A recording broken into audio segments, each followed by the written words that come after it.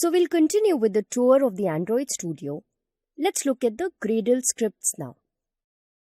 It has this build.gradle file. Gradle performs the automated build process which we saw happening when we started a new project or when we will run the application. Now in this process, the Gradle builds all the libraries and packages required to make an Android project. As the name mentions here, this build.gradle project_name file contains specific project level information like the version of Android Studio, version of Kotlin, etc. In this file, we will only need to concern ourselves with the version of Android Studio and the version of Kotlin given here. Also, you need to remember that Google and JCenter are the places where the repositories are placed. What repositories, you may think? We'll answer that question in just a minute. For now, we need not make any changes to it. Also, we will not concern ourselves with the task clean part. Next, we have this build.gradle module app. This is also a build file and it takes care of the things that will be present in the app. Let's look at some important things inside this file now. So, we will not make any changes to the plugins. Next is the compile SDK version, which specifies the version of SDK we are using to compile our app. Generally, it is set to the latest stable version of Android present or the one just below it.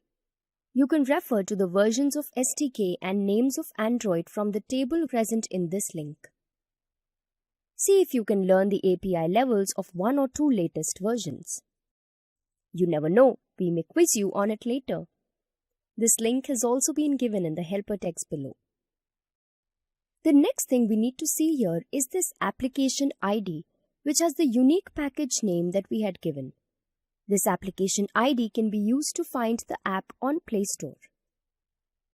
Next up, we have the minimum SDK version mentioned here, which is the minimum version of Android on which our app will run. So here we have the minimum SDK version as 18, which means that our app will run till Jelly Bean and will not run on app versions older than that. Next, we have the version code, which has the version of app that we will change when we make changes to the app after uploading it on Play Store. The version number here is an integer, and we will increment it by 1 for every new version of Android. Next, we have the version name, which is the version of the app that we see when we download or update our apps from Play Store. This is a string and can be something like 1.0, 1.1, 1.12, 1.2.24, etc. Next, we have the test instrumentation runner and the build types block, which is beyond the scope of this training and we will not make any changes to it. Next, we have the dependencies here, which are the external libraries which are required for a project. The ones present here are the default ones which Android Studio automatically adds. We will also add some dependencies here later in the training and will learn their function then. Now all these dependencies are given here in the form of links. The files corresponding to these links are present in the Google and JCenter repositories which we spoke of earlier. So that was all about the different folders, directories and files present inside the Project Explorer. Now, we know that all these terms we mentioned are new to you and it must have been overwhelming, but you are not expected to remember all of them by heart.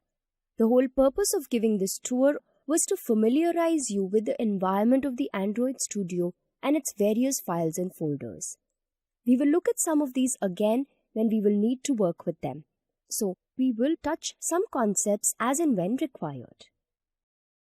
A few files and folders that are important to us and that we will be using are androidmanifest.xml, com.android.activity-lifecycle inside the Java folder, the drawable, layout, mipmap and values files inside the res folder, and the build.gradle module app file. So that was all about the tour of the Android Studio. In the next video, we will work with the main activity.kt file.